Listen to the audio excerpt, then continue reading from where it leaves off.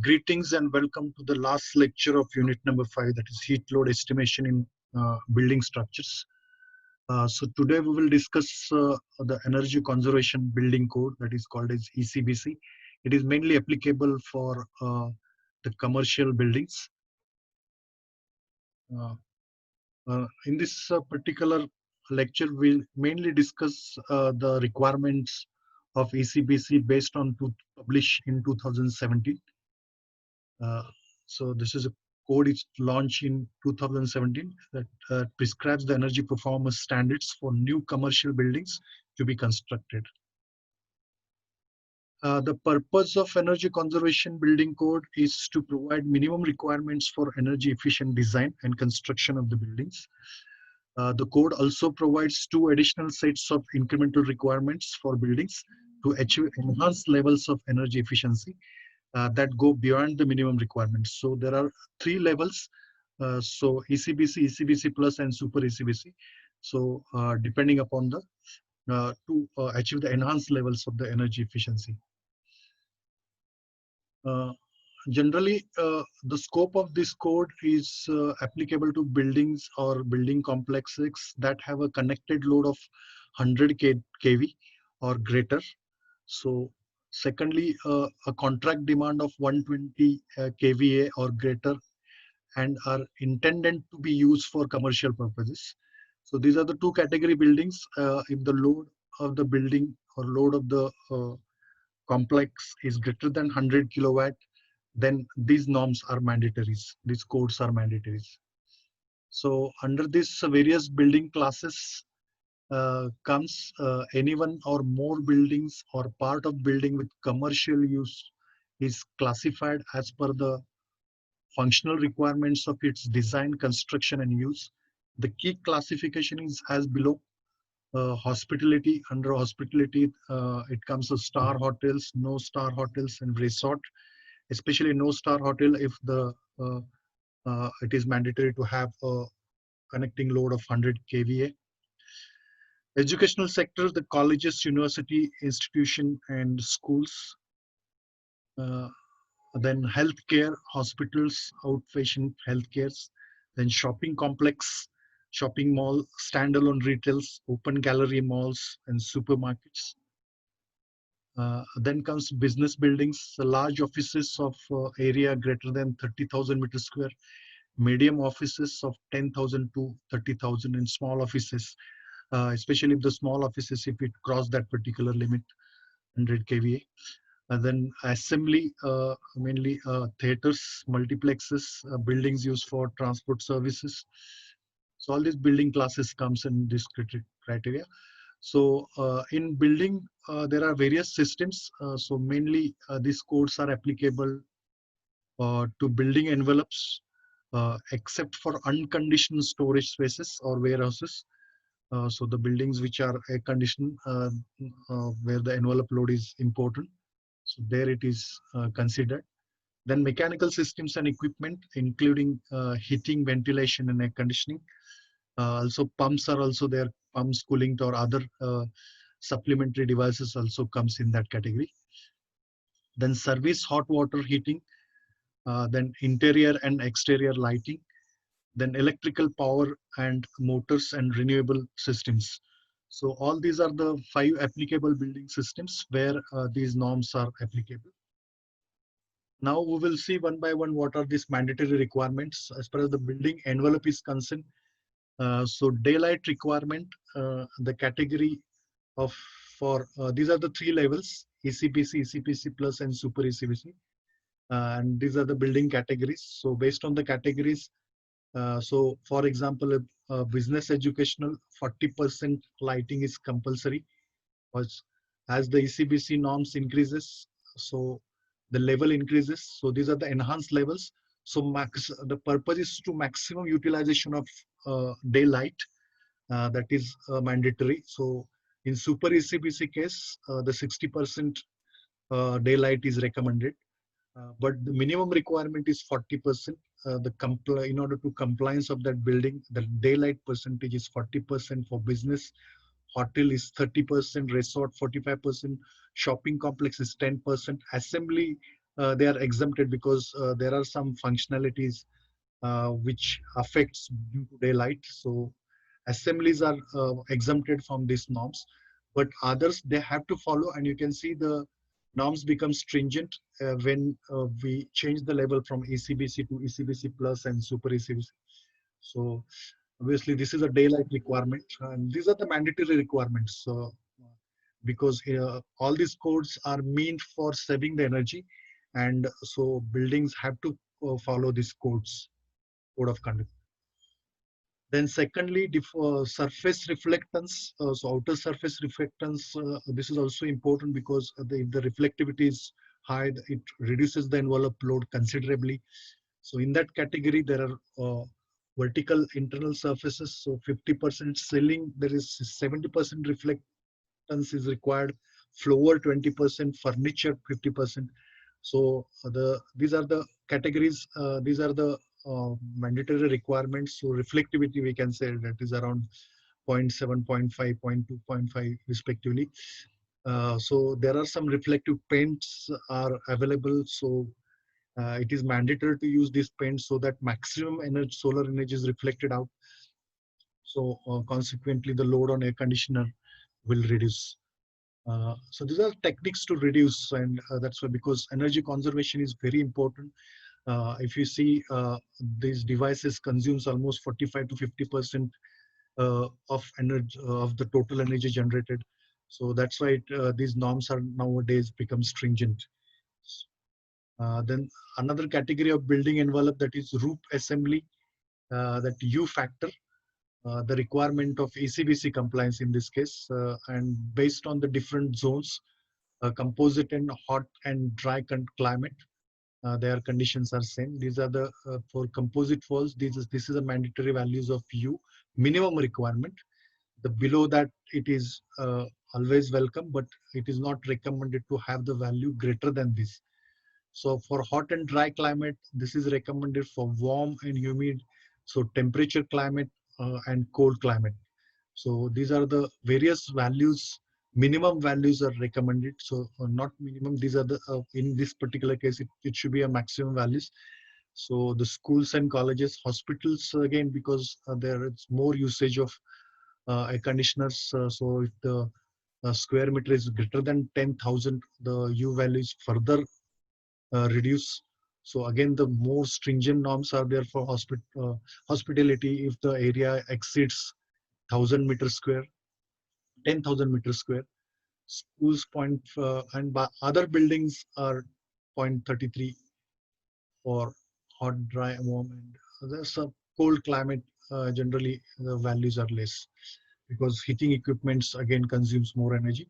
And these norms become stringent if we change the level from ECBC plus.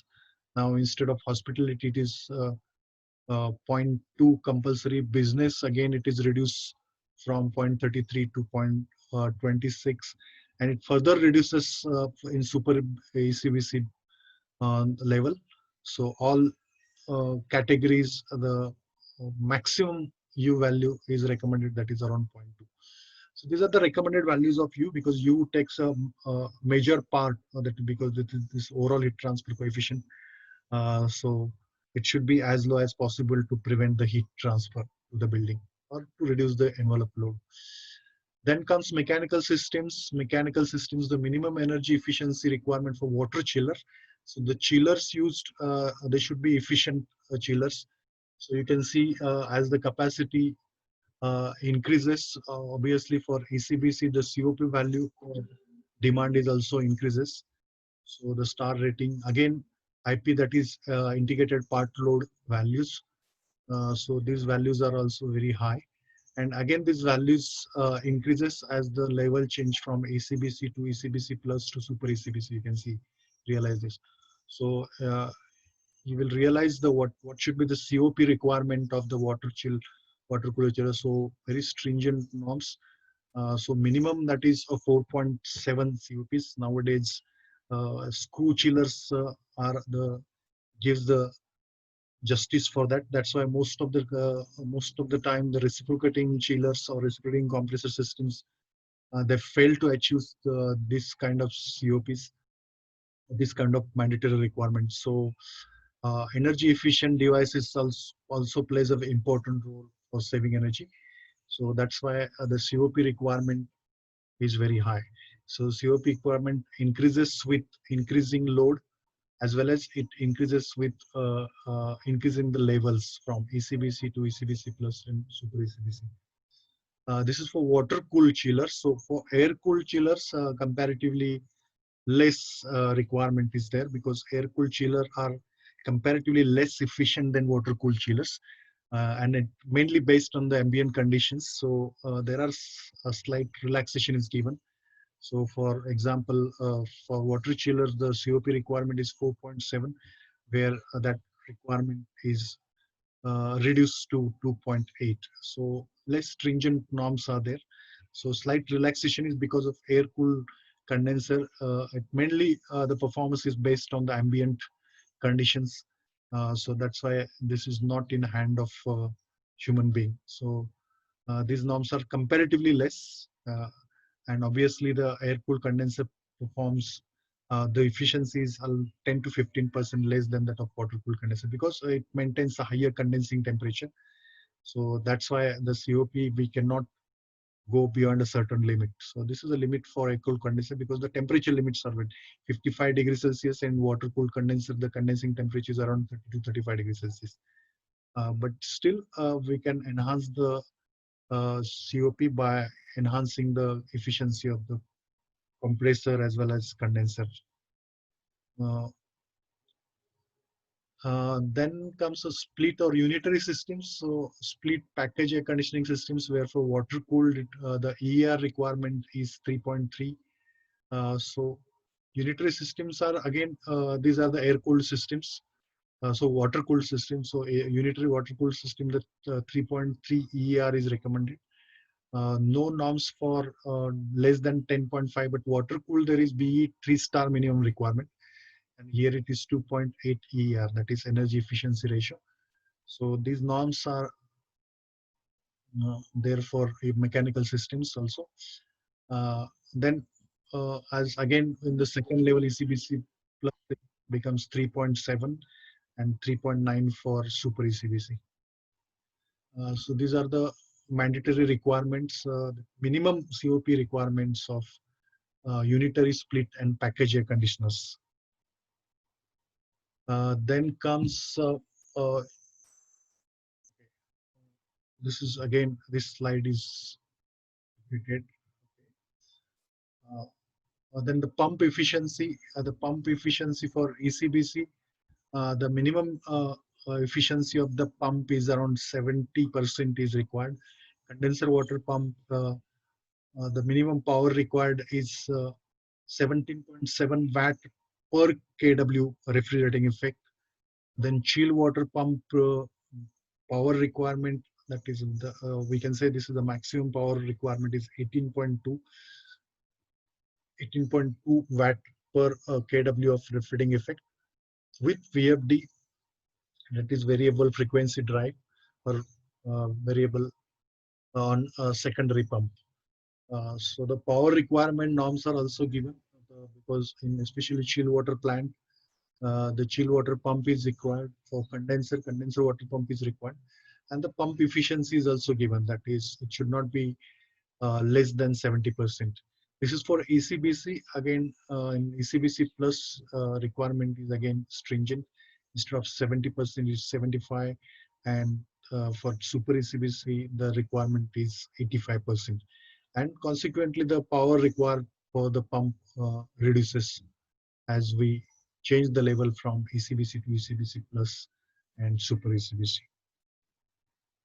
Then comes minimum efficiency requirement for variable refrigerant flow air conditioners for ECBC. So here VRF air conditioners, air cooled, because air cooled in without VRF the ER requirement was around 2.8, but here the ER requirement is more. So less than 40 kWr refrigerating effect, refrigerating capacity is 3.28. Then as the capacity increases, this particular ER requirement relaxes from 3.28, 3.26. Uh, this is IER for heating or cooling for both. So the revised EER, that is energy efficiency ratio and integrated energy efficiency ratio value as per the Indian standards for VRF corresponding to values in this table will supersede as and when the revised standards are published. So these standards are published every 2 to 3 years. So this is as per 2017. Now in this case, you can see here as the capacity of air-cooled condenser increases, uh, the requirement of EER it reduces slightly. Then cooling tower efficiency is also, there are some mandatory requirement. So rating conditions is 35 degrees Celsius entering water temperature to cooling tower. Then leaving water temperature is 29 degrees Celsius and 24 degrees Celsius wet bulb temperature. So for that, the generally the cooling tower fan requirement is point not 17 kilowatt per kilowatt refrigerated capacity, and it's uh, the mass flow rate as far as the liters per second. So it's a 0.31 kilowatt per liters per second. So these are the generally the power requirement for the fans used in open circuit cooling tower. And for all three levels, the norms, efficiency norms are showing. There's no change. Then comes service hot water heating systems. So heating system, this is especially for heating system, insulation requirement is there for piping. In ECBC, the pipe size, if it is less than 25 and greater than or equal to 40, these are the various values of thermal resistances, insulation values. So you can see as the temperature increases, the insulation resistance needs to be increased because higher temperature dissipate more heat. So that's why more resistance is required. So insulation R value increases as the temperature increases. In case of cooling, as the temperature decreases in this case, because it more rely on delta T across the system. So as the delta T increases, obviously the resistance requirement is more. So refrigerant piping also same. Uh, so sorry. So for greater than 40 pipe size, because there is more mass flow rate is there, so more resistances are there. So it also R value increases with increasing size, and it also increases with increasing the delta T across the system. That is delta T is between the fluid temperature and the surrounding temperature. So as the delta T increases, these values are also increases. This is the insulation requirement, especially for service hot water heating as well as cold water heating, cold water piping. Then lighting controls, interior lighting power for ECBC buildings. So this LPD, that is a lighting power density. So this is a density, minimum density required. In fact, this is actually a maximum power in case where both general building area type and a specific building area type are listed. The specific building area type shall apply. So here the building types is given, and the building area generally area type is also given. So these are the requirements for interior lighting. So it should not exceed this per square meter. So density, this is the maximum possible density. A light density is recommended per meter square. That indicates it should not exceed these values. So density value should not exceed this. This is lighting and controls. So electric powers and motors. So mechanical motor and motor efficiencies for fans. So these are the requirements for air handling unit. So the fans used for the supply, return, and exhaust. So the mechanical efficiency should not fall below 60% for ECBC.